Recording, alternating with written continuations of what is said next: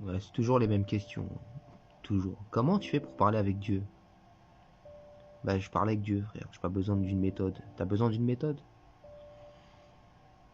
Le pire, c'est qu'ils te disent comment tu pries sans la sunna.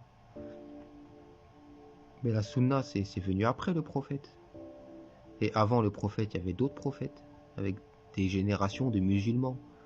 Mais comment ils faisaient la prière sans la sunna? Il y a un problème. Il y a un problème, je te le dis. Que tu le veuilles ou non, il y a un problème. Comment Jésus il priait? Comment Noé il priait? Comment Abraham il priait?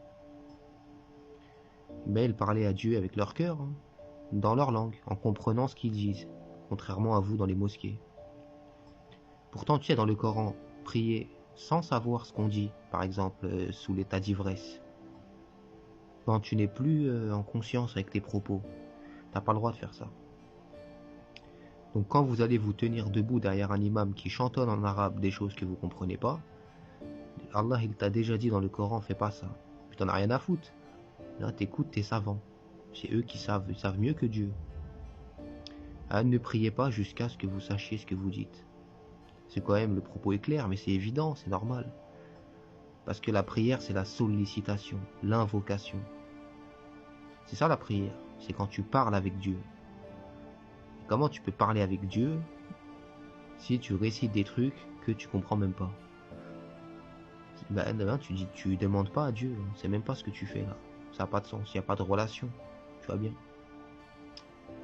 Puis c'est l'imam en plus dans vos mosquées qui décide quand est-ce que vous parlez avec Dieu, quand est-ce que vous vous taisez, quand est-ce que vous vous baissez, vous vous levez.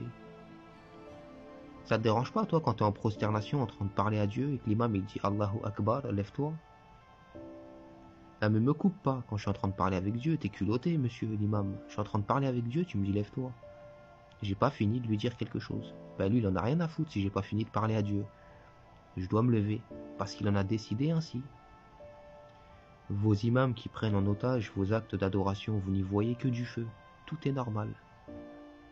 Pour vous, tout est normal.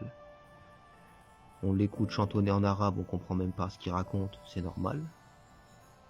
D'ailleurs, il récite tout le temps le Coran, alors que quand tu pries, c'est quoi prier?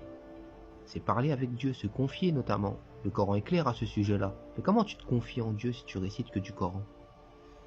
Et est-ce que tout le Coran est une invocation? Il y a des invocations dans le Coran. A'udhu bi rabbin nas, par exemple. Tu dis pas Qul au début, hein. Tu dis pas à Dieu dit. Non, non. Tu dis je cherche protection auprès du Seigneur des hommes. A'udhu bi rabbin nas. Ça, c'est une invocation. Il y a d'autres passages dans le Coran, c'est pas des invocations.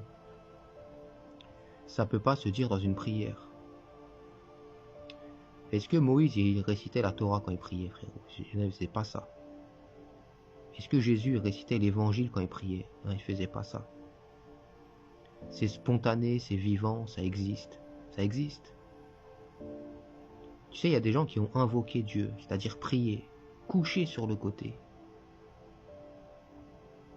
Comme toi dans ton lit le soir, comme moi tous les soirs. Moi je parle à Dieu dans mon lit, j'estime avoir fait ma prière. Évidemment. Couché sur le côté, il y en a qui ont appelé Dieu. Ils ont invoqué, tu vois, ils ont fait la demande, la sollicitation, le rapprochement, la salate. Dieu les a exaucés, couchés sur le côté. Tu vois, il n'était pas debout comme une pile en direction de la Kaaba, qui est constamment sous les catastrophes naturelles. Eux, ils appellent ça des signes de Dieu, bien sûr. Frérot, il y a une toiture qui est tombée sur une hajja, tu me...